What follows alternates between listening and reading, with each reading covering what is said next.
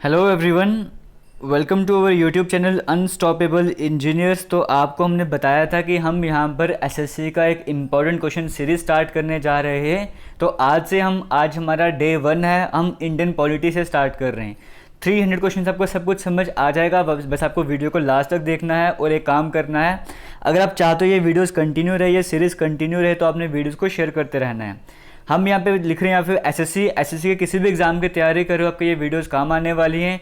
Even railway हो गया, UPSC, किसी भी एग्ज़ाम की तैयारी करो, क्योंकि यहाँ पे हम सभी मिक्स क्वेश्चंस ला रहे हैं। जो किसी न किसी एग्ज़ाम में क्वेश्चंस पूछे गए हैं, फिर एक्सपेक्टेड क्वेश्चंस हैं, वो सब कुछ लेकर हम आपके लिए आ रहे हैं। तो जो भी इंपॉर्टेंट रहता है वो इन वीडियोज़ में रहने वाला है। आप कभी भी रिवीजन करना चाहते हो, आपको बताऊँ क्या करना है। आपने हमारी इसी ऑफिशियल वेबसाइट jklatestinfo.com को सर्च करना है। आप जैसे jklatestinfo.com सर्च करोगे, ये होम पेज आपके सामने आएगा। यहाँ पे आपको एसएससी वाला सेक्शन देखने को मिलेगा।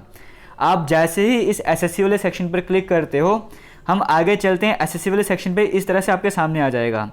300 क्वेश्चन सीरीज ऑफ पॉलिटी आ जाएगा, 300 क्वेश्चन सीरीज ऑफ हिस्ट्री। ये सारी अभी हमारा फर्स्ट डे है, अभी अपलोड नहीं हुई है। आने वाले टाइम पे जब आप वीडियोस देख रहे हो तो आप विजिट करते रहना। हम पॉलिटी से स्टार्ट कर रहे हैं। यहाँ पे क्लिक हेयर पे क्लिक करते हैं। जैसे ही क्लिक हेयर पे क्लिक करते हैं, आपके सामने क्वेश्चन सीरीज यहाँ पे स्टार्ट हो जाएगी। अभी आज फर्स्ट डे की बात कर रहे हैं, हम 50 क्वेश्चन डिस्कस करने वाले हैं। हम टॉप मोस्ट 300 क्वेश्चन डिस्कस करेंगे, फिर एग्जाम के अकॉर्डिंग हम क्वेश्चन की क्वांटिटी और बढ़ाते जाएंगे। अगर आपको किसी क्वेश्चन का आंसर पहले से आता होगा तो आपने कमेंट सेक्शन में कमेंट करके बताना है। तो यहाँ पर हम बात करेंगे, फिर से बताना चाहूँगा, हमारी ऑफिशियल वेबसाइट रही jklatestinfo.com। हम स्टार्ट करते हैं आज की वीडियो। सबसे पहले हम फर्स्ट क्वेश्चन आपके सामने स्क्रीन में रहेगा। यहाँ पर कहा गया the term caste was derived from. इनके आंसर भी आपको मिल जाया करेंगे साथ में।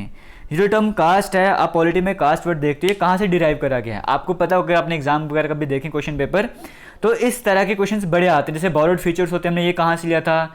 जैसे आता ना पार्लियामेंट के ऊपर कि ये हमने कहाँ से उठाया था, वो कहाँ से उठाया था।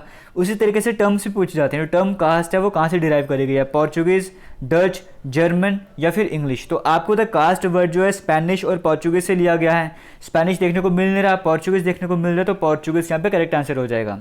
ऑप्शन नंबर ए यहाँ पे करेक्ट आंसर हो जाएगा। आपको आंसर भी दिख रहा होगा। आगे चलते हैं, नेक्स्ट क्वेश्चन की बात करते हैं। द टर्म ग्रेटर इंडिया, जो टर्म है ग्रेटर इंडिया, इसका मतलब क्या रहता है। पॉलिटी में आप ग्रेटर इंडिया कहीं पे देखते हो तो ग्रेटर इंडिया का मतलब क्या होता है। ग्रेटर इंडिया का मतलब है यहाँ पे कल्चरल यूनिटी है। कल्चर के बेसिस पे यहाँ पे यूनिटी है, क्योंकि आपको पता है कई तरह के कल्चर यहाँ पे रहते हैं, तभी ग्रेटर इंडिया कहा गया है। तो ऑप्शन नंबर बी यहाँ पे करेक्ट आंसर हो जाएगा। आज जो 50 क्वेश्चन हम आपसे डिस्कस कर रहे हैं, इसमें मेजॉरिटी में क्वेश्चन ऐसे हैं जो पहले ही एसएससी, यूपीएससी से किसी न किसी एग्जाम में आ चुके हैं, रेलवे के एग्जाम में आ चुके हैं। आगे चलते हैं, क्वेश्चन नंबर 3 की बात करते हैं।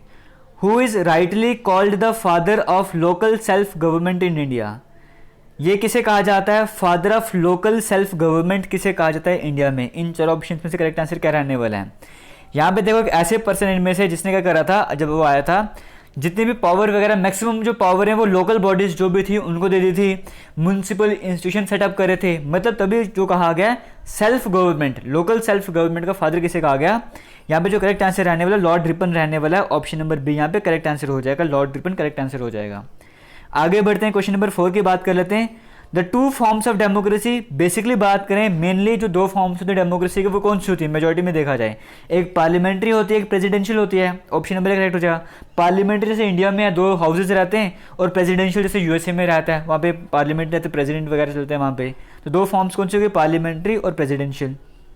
आगे चलते हैं, which is an extra constitutional body. इनमें से ऐसा क्या है जो कि एक्स्ट्रा कॉन्स्टिट्यूशनल बॉडी है। एक्स्ट्रा कॉन्स्टिट्यूशनल बॉडी मतलब उसे लॉ के अकॉर्डिंग बनाया गया, किसी पार्लियामेंट ने नहीं बनाया है, बिना पार्लियामेंट के बनी है। मतलब वो जैसे कैबिनेट ने बनाया है, जो मिनिस्टर्स की कैबिनेट उन्होंने मिलकर उसको बनाया, बॉडी बनाया। जैसे नीति आयोग क्या है, नीति आयोग क्या है, नीति आयोग जो है एक एक्स्ट्रा कॉन्स्टिट्यूशनल बॉडी है। इसी तरह से इन ऑप्शंस में से क्या ऐसा है जो कि एक एक्स्ट्रा कॉन्स्टिट्यूशनल बॉडी है, वो प्लानिंग कमीशन है। ऑप्शन नंबर बी यहाँ पे करेक्ट आंसर हो जाएगा। The prime minister of India is, India के जो प्राइम मिनिस्टर हैं वो क्या होते हैं, इलेक्ट, अपॉइंट, नॉमिनेट क्या किए जाते हैं। जो इंडिया के प्राइम मिनिस्टर हैं वो अपॉइंट करे जाते हैं। जब इलेक्शंस होते हैं, इलेक्शंस प्राइम मिनिस्टर के तो नहीं होते ना, मिनिस्टर्स के होते हैं, एमएलए के होते हैं। बाद में वो एमएलए जाके अपना एक मिनिस्टर चुनते हैं कि हमारे ये मिनिस्टर रहने वाला है, तो प्रेसिडेंट को अपॉइंट करते हैं।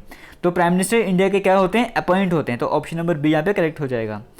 विच is not an all India service, इन चारों में से ऐसा क्या है जो कि ऑल इंडिया सर्विस नहीं है। इन चारों में ऐसा क्या है जो कि ऑल इंडिया सर्विस नहीं, आपको वो बताना है। तो यहाँ पे जो करेक्ट आंसर है, आईएएस की बात करें ऑल इंडिया सर्विस है, आईपीएस भी ऑल इंडिया सर्विस है, इंडियन फॉरेस्ट सर्विस भी जो है वो ऑल इंडिया सर्विस है बट इंडियन फॉरेन सर्विस नहीं है। ऑप्शन नंबर सी यहाँ पे करेक्ट आंसर हो जाएगा।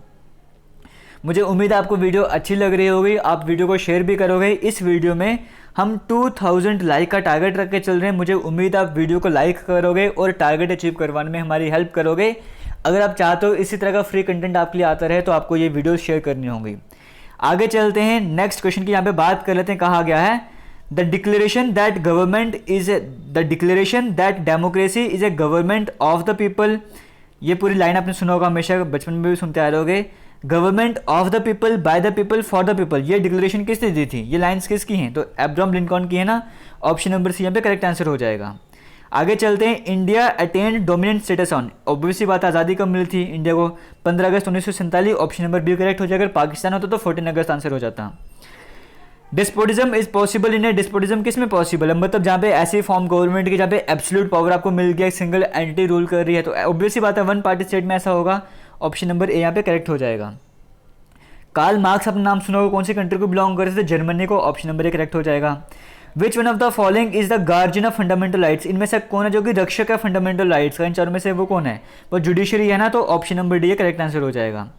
आगे चलते हैं नेक्स्ट क्वेश्चन की। सरकारी कमीशन जो है वो किससे जुड़ा हुआ है? सरकारी कमीशन जो है सेंटर और स्टेट में जो रिलेशंस हैं, इनमें रिलेशन बने रहे, इससे जुड़ा हुआ है। सरकारी रिलेशन कमीशन की हम बात करें, ये सेटअप कब हुआ था? सरकारी कमीशन की आप बात करें 1983, जून 1983 में से सेटअप करा गया था। सेंटर स्टेट रिलेशंस की बात करें, इनसे जुड़ा हुआ है। आगे बढ़ते हैं। The speaker of the Lok Sabha, अगर आप चाहते हो आप ये रिवाइज वगैरह करना, आपको बताया है jklatestinfo.com की वेबसाइट में जाना है, वहाँ पे जाके कभी भी रिवीजन वगैरह आप कर सकते हो। आप सिंपली jklatestinfo.com या फिर jklatestinfo important polity question series भी लिख सकते हो, आपको सब कुछ सामने मिल जाएगा।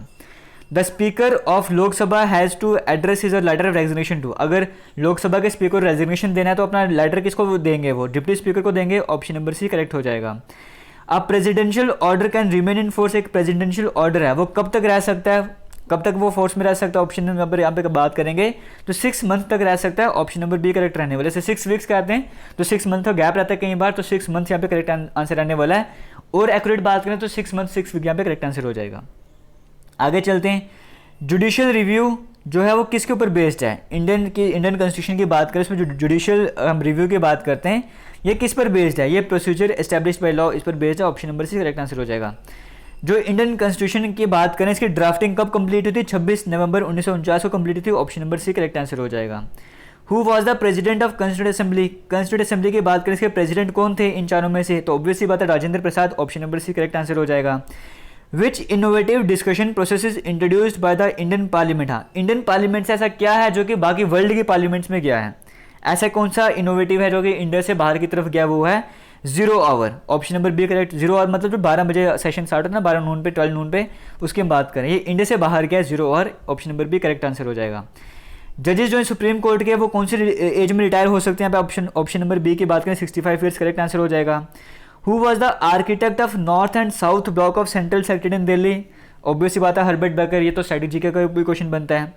अगर एंग्लो इंडियन कम्युनिटी जो है उन्हें रिप्रेजेंटेशन नहीं मिले लोकसभा में, जो 2 मेंबर अपॉइंट करने होते थे पहले वो कौन अपॉइंट करते थे? Prime minister. अगर प्रेसिडेंट की बात करें इलेक्शन की, तो कम से कम कितनी एज होनी चाहिए? यहाँ पे इसको करेक्ट कर लेना, यहाँ पे 35 ईयर्स की एज होनी चाहिए। 30 यहाँ पे 30 नहीं, 35 ईयर्स कम से कम एज होनी चाहिए। ऑप्शन नंबर सी यहाँ पे करेक्ट आंसर हो जाएगा।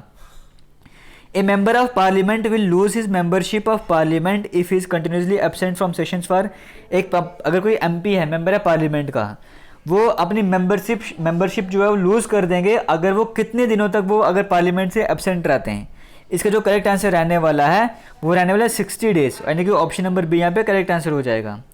आगे चलते हैं, क्वेश्चन नंबर 25 की बात करते हैं। In India the residuary powers are vested with residuary powers and special powers हैं वो किसको मिली है? यूनियन गवर्नमेंट को। Option number A correct answer हो जाएगा। The national commission for minorities, जो माइनॉरिटीज़ के लिए नेशनल कमीशन बना था वो कब बनाया गया था? 1992 में बनाया गया था। ऑप्शन नंबर बी करेक्ट हो जाएगा। In which of the following system of government is bicameral and essential feature, bicameral कहाँ पे जरूरी है? बाई कैमरल मतलब 2 हाउस होने चाहिए, फेडरल सिस्टम में भी वही रहता है। ऑप्शन नंबर ए यहाँ पे करेक्ट आंसर हो जाएगा। आगे चलते हैं, क्वेश्चन नंबर 28 की बात करते हैं। Socialism succeeds in achieving, socialism की बात करें, इसका मेन मकसद क्या है यहाँ पे? इक्वल डिस्ट्रीब्यूशन इनकम का सोसाइटी में हो। Option number B correct answer हो जाएगा। द सीट ऑफ, ऐसे क्वेश्चन भी बड़ा आता है एग्जाम में कि मध्य प्रदेश हाई कोर्ट की बात करें उसकी सीट कहाँ पर है, तो वो जबलपुर में है। Option number B correct answer हो जाएगा। किसने कहा था कि directive principles of state policy के बारे में कि ये इस तरह से जैसे कि a cheque on bank payable at the convenience of the, ये स्टेटमेंट किसके, सिंपली यहाँ पे ये पूछा गया है। ये स्टेटमेंट जो थी वो केटी शाह की थी, ऑप्शन नंबर बी करेक्ट हो जाएगा। Proposal for the creation of knew all India services can be considered only, अगर आपको प्रपोजल देना है कि और ऑल इंडिया सर्विस जो है क्रिएशन करे जाए, पोस्ट क्रिएट करे जाए, ये प्रपोजल कौन दे सकता है, तो राज्यसभा अगर रिजोल्यूशन पास करता है 2/3 मेजोरिटी से, तो ये आप सब कुछ हो सकता है। Option number C correct answer हो जाएगा। मुझे उम्मीद है आपको वीडियो अच्छी लग रही होगी, आपको वीडियो में कुछ ना कुछ सीखने को ज़रूर मिल रहा होगा। बस वीडियो को शेयर करते जाना और 2000 लाइक का टारगेट जो हमने रखा है वो अचीव करवाने में हमारी हेल्प करना। जितने भी आपके ग्रुप वगैरह हैं, जितने भी फ्रेंड सर्कल हैं, सबको बता देना कि एसएससी का क्रैश कोर्स स्टार्ट हो चुका है, जहाँ पे इंपॉर्टेंट क्वेश्चन सीरीज चल रही है। अगर नहीं चाहते पूरी पूरी पॉलिटी पढ़ी जाए डेप्थ में, तो इन क्वेश्चंस को पढ़ो, इनसे बड़े कंसेप्ट आपके क्लियर हो जाएंगे और आपको आइडिया भी लग जाएगा किस तरह के क्वेश्चन आपको एग्जाम में पूछे जाते हैं। आगे चलते हैं, नेक्स्ट क्वेश्चन की बात करते हैं। द अथॉरिटी टू स्पेसिफाई, ये अथॉरिटी की कौन सी कास्ट जो है वो शेड्यूल कास्ट है, किसको दी गई है, ये commission for schedule caste and tribe को दी गई है। ऑप्शन नंबर यहाँ पे करेक्ट आंसर हो जाएगा। The seat of Kerala high court की सीट कहाँ पर है, तो जैसे हमने अपने पीछे जबलपुर देखा था, उसी तरह से केरला हाई कोर्ट की सीट की बात करें वो कहाँ पर है, वो कोची में है, तो कोची ऑप्शन में है ही नहीं, तो इनकुलम यहाँ पे करेक्ट आंसर हो जाएगा। ये भी कोची में, तो ऑप्शन नंबर डी यहाँ पे करेक्ट आंसर हो जाएगा। द फर्स्ट स्पीकर कौन थे लोकसभा के, जीवी मावलंकर थे ना, तो ऑप्शन नंबर यहाँ पे डी रहने वाला है। सोशल कॉन्ट्रैक्ट थ्योरी किससे डील करती है, सोशल कॉन्ट्रैक्ट थ्योरी जो ओरिजिन ऑफ स्टेट से डील करती है। Supreme court of India offers advice to the president, supreme court जो इंडिया के जो सुप्रीम कोर्ट है, माननीय, अगर हम बात करें सुप्रीम कोर्ट की, वो एडवाइस देते हैं प्रेसिडेंट को। लीगल मैटर हो गए, पब्लिक मैटर हो गए, कॉन्स्टिट्यूशनल मैटर हो गए, इन सब पे वो क्या करते हैं, वो एडवाइस देते हैं। ये किस आर्टिकल पर बेस्ड है, तो ये आर्टिकल नंबर 143 पर बेस्ड है।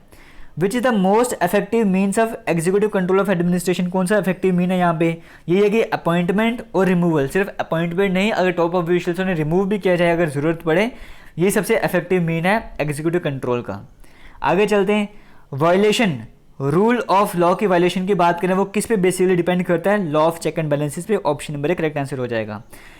Constitutional amendment act that has introduced safeguard against the misuse of proclamation national emergency, आपको पता है नेशनल इमरजेंसी लग चुकी है, उसका मिस यूज ना हो इसलिए अमेंडमेंट एक्ट लाया गया था। वो कौन सा अमेंडमेंट एक्ट था, वो 44th अमेंडमेंट एक्ट था। ऑप्शन नंबर सी करेक्ट हो जाएगा। फंडामेंटल राइट्स को कौन सस्पेंड कर सकता है, इमरजेंसी के टाइम पे फंडामेंटल राइट को सस्पेंड किया जा सकता है, किसके द्वारा, प्रेसिडेंट के द्वारा। ऑप्शन नंबर बी यहाँ पे करेक्ट आंसर हो जाएगा। आपने कमेंट सेक्शन में बताना कि आज 50 जो क्वेश्चन है इसमें से आपके कितने क्वेश्चन सही हुए। द मेन रीज़न क्या है, जो कम्युनलिज्म बढ़ता जा रहा है या बढ़ता रहता है इंडिया में, उसका मेन रीज़न क्या है, किसी भी कंट्री में बढ़ने का रीज़न क्या है, वो है एजुकेशनल और इकोनॉमिक बैकवर्डनेस है, कि प्रॉपर एजुकेशन ही प्रोवाइड की जा रही है, इकोनॉमिक बैक जो माइनॉरिटीज़ हैं उनको प्रॉपर एजुकेशन ही प्रोवाइड की जा रही है। सिंपल सा फंडा ये है। रिटायर्ड जो हाई कोर्ट के हैं वो एज अ लॉयर प्रैक्टिस नहीं कर सकते, कहाँ वो प्रैक्टिस नहीं कर सकते, वो ऐसे कोर्ट पर प्रैक्टिस नहीं कर सकते जहाँ पे वो रिटायर्ड, जहाँ पे वो जज रह चुके थे, यानी कि ऑप्शन नंबर सी यहाँ पे करेक्ट आंसर हो जाएगा। Option number D correct answer हो जाएगा, except the high court where he retired. Which one of the following does not match, इनमें से क्या मैच नहीं करता, आपको बताना था। डोमेस्टिक वायलेंस से ऑप्शन नंबर सी मैच नहीं करता। प्रेसिडेंट की वैकेंसी, प्रेसिडेंट किसी तरह से अपने पोजीशन में नहीं है, जो वैकेंसी आ चुकी है वो कितने दिन में फिल करनी है, वो 6 महीने में फिल करनी होती है। ऑप्शन नंबर बी करेक्ट हो जाएगा, तब तक वाइस प्रेसिडेंट वहाँ पे रहते हैं। क्वेश्चन नंबर 45 की बात करें, in which part of the Indian constitution के कौन से पार्ट में फंडामेंटल ड्यूटीज जो है रखी गई हैं, वो आपको बताया गया। ऑप्शन नंबर बी यहाँ पे करेक्ट आ जाएगा, आंसर हो जाएगा 4A में।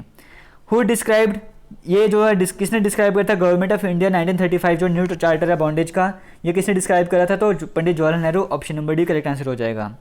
इनमें से क्या जो है वो फंडामेंटल राइट है, सभी के सभी फंडामेंटल राइट है ना। ऑप्शन में होता था राइट टू प्रॉपर्टी, तो राइट टू प्रॉपर्टी जो फंडामेंटल राइट नहीं होता था वो यहाँ पे ऑप्शन में ही नहीं है। Who is custodian of Indian constitution के कस्टोडियन कौन है, तो ये हो जाएगा चीफ जस्टिस ऑफ इंडिया।